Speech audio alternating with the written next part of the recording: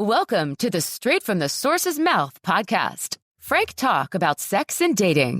Hello, Tamara here. Welcome to the show. Today's guest is Dr. Tracy Dagleish, couples therapist and author of You, Your Husband, and His Mother.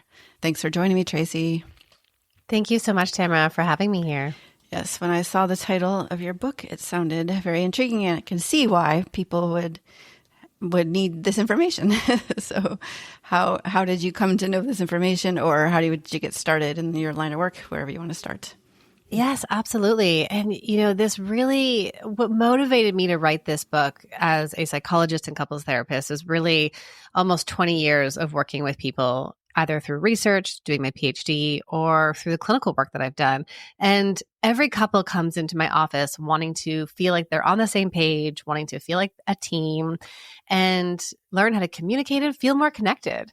And one of the common desires that people want really is around having a healthy, extended family relationship. And yet so many people struggle with this, or they don't know how to get on the same team around it. And so this book really came out of my years of work with people wishing to have a resource specific for the mother-in-law and daughter-in-law dynamic. So this book is written for women. Hopefully your partner is on board to do it with you. If not, that's okay. And I take people through my 5-step vault method so that you can learn to prioritize what's important to you, feel like a team, and to actually set those boundaries so that it's not just one moment, it's the lifetime of having positive family relationships. Yeah, because once you get started on the wrong foot, it's hard to heal potentially. So I could see you doing this right in the beginning would be extra helpful. But good. Yeah, and that's the important piece, is that oftentimes we don't know what we don't know. And in the second step, I go through all of these questions. And I remember when I was checking out the book with some of my key readers early on with the work that I've been doing, I had one of my readers say, "Can I keep this list now so that I can take this to my husband and ask these questions?" Because of course, we don't ever sign up for relationship courses. High school students don't get taught how to communicate, how to talk about boundaries. And so then you bring together two different people from two completely different family systems. And that's where we start to experience tension, whether it's around wedding planning, whether it's around a new baby joining the family, or even just navigating the day in and out of life. And that's tricky. Yeah, I've seen a few videos where I don't know, one in particular, the woman they just announced that she was having a baby, the balloons or something, I forget. And the mother ran over there before the wife could kiss him or something. I don't know. It's just kind of. I saw that one. Yeah, I think everyone's Yes. seen that one. Oh, goodness. So that one was, and I actually think I created a little clip on that on Instagram, because here's this moment for the couple. I think they were blue balloons that were up in the back. And mom comes over once, and what the son does is kind of just, "Hang on, mom, I'll get to you after," and keeps hugging his wife for them to have their moment. And then the mother comes back again, and he does it again. And it's this experience. So here's, Tamara, what tends to happen in this dynamic is that mothers have a really special role with their sons. And I talk about this in the book because I think it is important for us to acknowledge that we don't want to abandon our families. We want to find ways to bring them into our life in ways that work. But for that mother-in-law, daughter-in-law dynamic, what tends to happen is that mothers, some of them, start to feel insignificant. They question their role. They see their daughter-in-law and son doing something different, as we're parenting different today using conscious parenting, as couples are choosing maybe to elope or to not even get married at all, or how they're dividing the mental load and the emotional labor in the home. And so here's this mom who says, "Oh, you're doing it differently. Does that mean that I did it wrong?" And so it can easily stir up these insecurities. And that video, I think, is so important because what it shows, and this is what I teach people, and especially because many men need to hear this early on, is that you're not abandoning your family. You're actually choosing your partner and prioritizing the emotions in your marriage first. So then you can include your family in a way that works for you. Yeah, I like that explanation. And not everyone does it, of course, but I would say that's the ideal, in my opinion, too. Not that I have any legal or official say on that, but yeah. So, and you mentioned 5 steps to your book earlier. Do you want to talk about some of those, or? Yeah, absolutely. So when I created this system, it's my vault method. So many times people come into my therapy room saying, we want to set boundaries. I want you to tell my husband how to go and set this boundary with his mother. Or the other thing too is a lot of people have been asking me, well, what if it's my mother? The system is going to work for you as well, because this is really about how you get to be on the same team, how you identify what's important. So in those early steps, I'm not teaching you how to set that boundary, because guess what? People will get defensive when you're asked to go into step one of how to set a boundary. Instead, we're going to talk about what's really important to you. How did you find each other in terms of the values, and what do you aspire for? So one is being at the 35,000 foot level, and the other one is being on the ground. I think of this one couple I worked with, and their values were very much aligned when they first met each other. They appreciated family. They would spend meals together. But then every Sunday night after they had babies, that it was this question of we have to go to my mom's house for an espresso and biscotti. And now being a mom to 2 young children, she's saying, well, being at your family's house every Sunday night at 7 p.m. doesn't work for me. And it was really this, how do we get on the ground level in agreement to what's important to us? Not so that we're no longer showing up at your family's house, but so we can see what are both of our needs and how can we talk about this as a couple. And then my favorite part actually of the vault method is helping couples to identify their triangle. And it's stated in the title of the book, there's you, there's your husband, and there's your mother. Or his mother, rather. And the key piece here is acknowledging that when there's tension between two people, what we do to alleviate that tension is to bring in the third. So if there's tension between mother-in-law and her son, or mother and son, rather, she then sends a text to daughter-in-law and says, hey, I haven't heard from my son. Can you tell him to text me? That's bringing in a third. Or sometimes mothers-in-law will text daughters-in-law and go to them and not going to their son. And so there's lots of conflict that can show up in this triangle. And it's so important then, because a lot of couples come to my therapy room saying, she's putting me in the middle. No, he's putting me in the middle. And actually, it's a triangle. Nobody's in the middle. But when you as a couple can recognize what this dynamic is, you can then step out of it. And then, of course, this book would not be without going through boundaries. How do you actually set boundaries? How do you as a couple talk to each other about what your needs are? And the need isn't, I don't want to go to your mom's house on Sunday night for dinner anymore. The need might be about freedom and autonomy, or power and control. There's often a deeper need inside of that people are missing talking about. So I really help readers go through that in the book. And then finally, in the last step, you're going to learn how to take action. What does that look like at the next family event? What are you actually saying to your mother-in-law, or what's your husband saying to your mother-in-law? But Tamara, my favorite part of the whole book is actually walking people through the 6 type of mothers-in-law, so that the reader then can say, oh, okay, I think this is my type of mother-in-law. And now I have scripts and strategies specific to that type of person.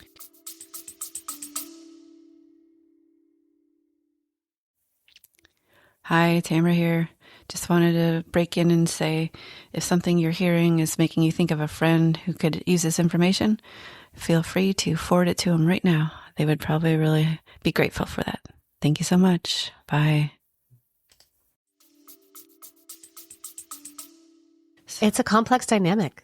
Yeah, for sure. Do you want to share some of the types of mother-in-laws, or? Yes. And I always caveat this conversation by saying, these are not a diagnosis. This is not us sitting on the hill and labeling people and then going to your husband and saying, or to your partner and saying, look, your mom is a narcissist. And actually, I don't use that word in the book intentionally, because it can be a harmful word, and we would really need the diagnosis of a psychologist or an MD to do that. So we step away from that label. But when we look at these types, then we can use this grouping of behavior to know who is this person and what's going to work and what's not going to work in terms of communicating for them. So I outline them in the book in depth, but I'll go through them here. The first grouping is the internalizers. And the internalizers are when they make everything about themselves. So the first type of mother-in-law is the martyr. And the martyr gives, but there's always guilt attached. So she'll effortlessly give, but then she'll say something like, after all I've done for you, and she uses guilt trips. And this one's really tricky because for daughters-in-law or even for their son, they feel pulled to then change their mind, give up their boundaries, and to then agree to do the thing. The second type is the victim mother-in-law type. And the victim feels like the world is happening to her. And that's a tricky position because then it can pull in other family members to solve her drama or her dilemma instead of her acknowledging she has her own sense of agency. The second group is the externalizers. And the externalizers use a lot of blame and criticism in their connection with others, very much looking outwards. And the third type then is the blamer type. And the blamer scapegoats the daughter-in-law. She says things like, we didn't have these problems before you showed up. And so daughters-in-law often end up feeling like they're the bad ones. They're put in that position of being an outsider. The fourth type is the controller mother-in-law. And again, as people are listening, they might think, well, there are some times when my mother-in-law kind of does this, but also this. And I would completely expect people to find that when you read through the different types. So that fourth type is the controller. And she'll say something like, this is just how we do it in the family. And she's more rigid and she expects things to be done her way. She might be someone that says, we always have Thanksgiving dinner on this day, so you have to come on this day. There's no exception. And then we have the third group, and the third group are more of what I call the balancers. They can balance the ins and outs of relationships rather than just leaning towards one or the other. So the fifth type is the distancer. And the distancer, oftentimes daughters-in-law describe this mother-in-law as she lives down the street 20 minutes, but I only see her twice a year. She's not involved in her kid's life. She doesn't want to meet the kids or hang out with them until they're a certain age, or only wants to be when they're babies. But the distancer just keeps distance. And oftentimes people will share that this has been a pattern in the relationship for a long time. But then their needs change as couples go through having children or wanting to have more of that village support around them. And then the sixth type is the supporter type. And the supporter type, this is where one of my clients said, I just hit the jackpot with my mother-in-law. Like we know we have to communicate, we have to work on our communication, but she's kind and caring. And she reaches out to me to say, how can I support you right now? Yeah. I would. Which one is the most common, would you say, or what you've seen in practice? Or such a good question. I see a lot of martyrs. I see a lot of daughters-in-law describing this martyr experience. Very much this, I don't know how to communicate my needs. I say yes to everything, and then I'm exhausted and I make passive-aggressive comments. And then I also see a lot of families get stuck in this system of the blamer mother-in-law. And this is where they keep the daughter-in-law as an outsider and they put all the problems on her rather than seeing that there was a system that was already in place in this family. And that's something that I walk readers through in chapter 2 of the book. So I really take it through 10 difficult dynamics. I call them toxic family dynamics that come up because they really are patterns linked to unhealthy family dynamics. And oftentimes what happens is a daughter-in-law enters into a family, and because she's not desensitized to it, she notices these patterns and she goes, oh, that's interesting. That we don't, different from my family, or maybe we don't do that at all in my family. But then because she's the one to name it and call it out, it's often why she becomes the scapegoat or quote unquote the bad one. Yeah, for highlighting the actual issue they were all trying to keep hidden or didn't know. Yes. Yeah. And it's interesting too, because I know, and here's the thing, and I want listeners to really understand this about dealing with our in-laws. This is not about lighting the torch and taking down mothers-in-law. This book is really about recognizing that we all want to coexist in relationships. And most daughters-in-law do not enter a union with a partner and say, I don't want to be with your mother in our life. Most people want to expand their family and connection and be with others. And it's just really that tension, misunderstandings, and expectations from everybody that starts to show up. And it's almost like everybody's pouring gasoline onto a fire. And that's when people start to struggle. Yeah, I could see that for sure. So what else do you teach, or is it kind of that dynamic that you just work through with each couple as you do work in, I'm guessing just groups or not groups, I should say, just couples? Yeah, so it's really interesting because my practice has been filled with individuals, couples. I see both men and women. And many people come to me knowing that I work with in-law challenges. And so sometimes men will show up in my office. And this is usually around a particular theme that shows up. And I talk about this in the book where I talk about how we don't tend to see this amount of conflict between a son-in-law and a mother-in-law. So her mother. We don't tend to see as high of a conflict rate because oftentimes women are setting boundaries from much earlier ages. We think of society's kind of knock on the angry girl teenager or the 7-year-old girl who slams her door and yells at her mother, "I hate you." And so we encourage emotional expression with women. I think of even the generational differences. I remember with grandparents, when my daughter was born, everybody was very connected to her emotions. They would say things like, "Oh, you felt down. Are you okay? Let me give you a hug." Versus my son was very much a pull up your socks, brush it off, get back on the bike. And so we know even as generations are changing that men have been taught to avoid emotions, to push them away, and to not set boundaries with family. And so then again, here's this kind of big bang moment where a man comes to my therapy room and most often they're somewhere in their mid-30s, they've had their first or second child, and they're struggling because now he's feeling like he's in the middle. Mom wants to see baby all the time, and his wife says, "You have to set boundaries with your mother."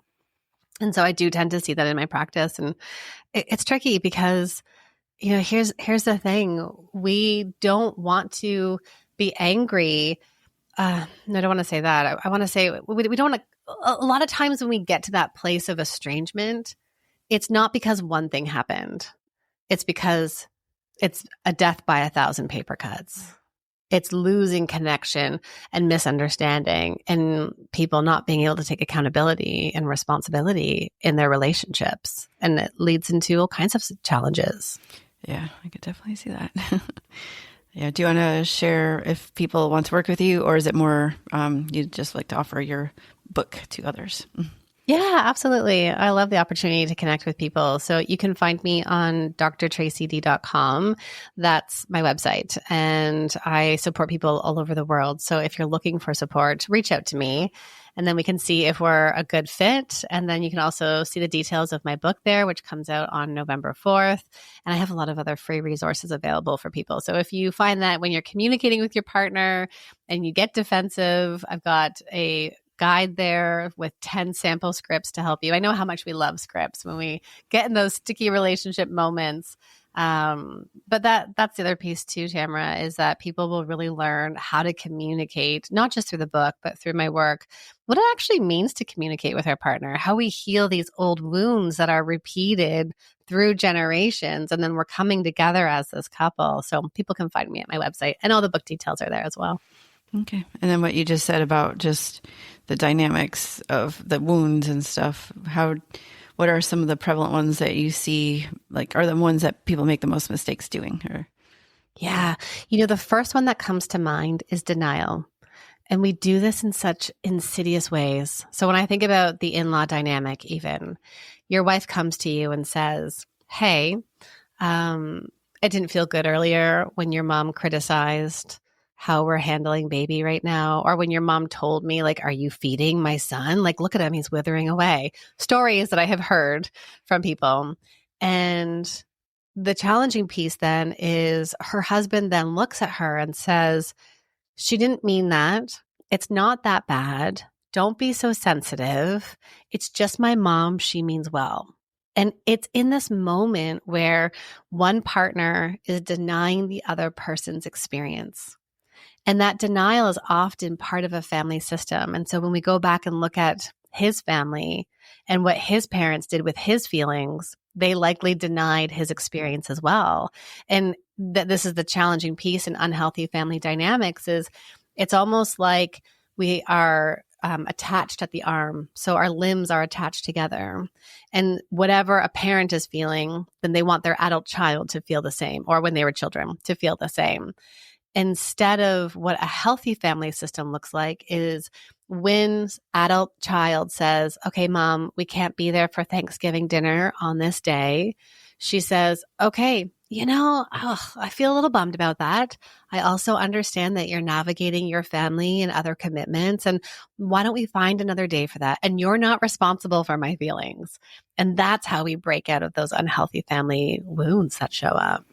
Yeah, it sounds so easy. And doesn't it? It totally does. And yet it's so much work, right? The leaves are changing here in Ottawa right now. And I often look to trees as metaphors for the work that we do. And when a tree changes colors, the leaves don't change all at once. There's a patch that's getting the sun the most that starts to change, the outer patches of the leaves, and then the lower ones first. And it's just this reminder of what change looks like. Change with the narratives we talk to ourselves with, change with how we then communicate that to somebody else, and then also how we then show up in all of the other areas of our life. And it's tricky. And I think having compassion for ourselves for just how hard change is one of the most important things we can do. Is there anything I didn't ask that you feel like I should have, or more like there's more to your either the book or your work? One of the common challenges that show up in my therapy room and with people who I know who are going to benefit from this book is really around boundaries. And a lot of people will say, I don't want to upset my mom, or I don't want to upset family. Boundaries are so uncomfortable. So the question almost becomes, how do we do this? And I often recommend to couples, spend time reflecting on what that boundary really is for you, because it can sometimes feel like whack-a-mole, especially if you have a more controller mother-in-law type or a blamer mother-in-law type. The comments are coming out at you and it doesn't feel good, but make a plan together with you and your partner. And I often say family is consistent and predictable. So if there were comments about bodies at the last family event, there's probably going to be comments about bodies or politics again at the next family event. So you and your partner can make a plan. And then when you communicate that plan, remember that boundaries are not about asking others to change. When you ask someone to do something different, that's a request. But instead, boundaries are about what we are or are not willing to do. And I often remind people that when you set a boundary, also offer reassurance to other people, because that really helps them to know. And this is, Tamara, this is at our core. We just want to know that we are still important, that we matter to someone. And that's also what a mother to an adult child wants to know. And so when we say something like, Mom, we really want to have a holiday with you. We enjoy spending time with you and we can't wait until we get to do that again. And unfortunately, this time we're not able to do that. So a lot of reassurance helps other people feel seen and heard. And it's that reminder for us to have a lot of compassion and softness towards them, and not this kind of rigidity that we often show up with in relationships. Yeah, I could definitely see where it'd be helpful, because that's, like you said, down underneath. That's probably what they're fearing something or worrying about something. So the reassurance goes a long way. It goes such a long way. And then also to remembering that if they're upset about you not being able to attend the holiday event, and I've got all the scripts in my book for people who are looking for this, it's okay if they're upset. You can still validate their upset feelings without saying you're right and I'm wrong, because that's not what that is about, right? It's not a right or wrong argument. It's about, of course you're upset. It makes sense that you're upset. Yeah, but I still can't make it. But I'm still not able to make it. And we can't wait till we get to spend that time together next time. Yeah. All right. Well, are there any final thoughts or comments that you want to make sure the listeners get from this? Yeah. I mean, recognizing first that we aren't taught how to do relationships, and that when you feel connected and secure in your partnership and with other important people in your life, you are more resilient. If you have children, you can manage the stress better. If you are in an early partnership, you can feel more connected and manage the work stress that's coming your way or any other family member stresses. And so really at the heart of the work that I do with people is helping couples get on the same team and feel solid and secure. So focus on that. Learn the skills and tools that are going to help you to do that. And then you'll really be able to weather any storm that comes your way. Awesome. Well, your book sounds like it's much needed, and it sounds like it hasn't necessarily been there. So good to It has not. Good to find or good to create one that you needed for yourself. Yes. Yes, absolutely. Awesome. Thank you so much, Tamara, for having me. Yes, thank you. And if you love this episode, be sure to tell your friends about it and rate it as well. All right. Thanks again, Dr. Tracy. Bye, everyone. Thanks. Frank Talk, sex and dating educates. Hi, everyone. Sorry for the interruption. I just wanted to point out that there is a send us a text message at the very beginning of the description, and you can use that to send an anonymous question or comment. So I'd really appreciate it. All right. Thanks.